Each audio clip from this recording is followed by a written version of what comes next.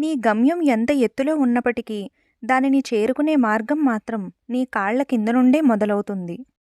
ఉన్నత భావాలు తోడుగా ఉన్నవారికి ఒంటరితనం అంటూ లేదు.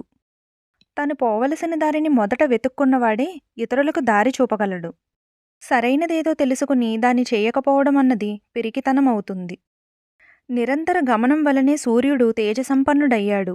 అలాగే నిరంతరం శ్రమిస్తేనే అనుకున్నది సాధించి లక్ష్యాన్ని చేరగలవు.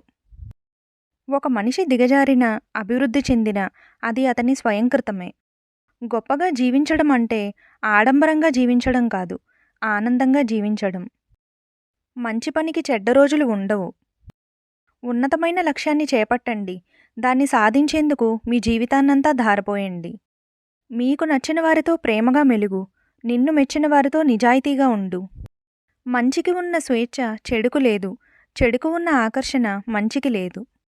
ఆనందం అంటే ఏ లోటు లేకపోవడం కాదు, లోటుపాట్లకు అతీతంగా మెలగగలగడం.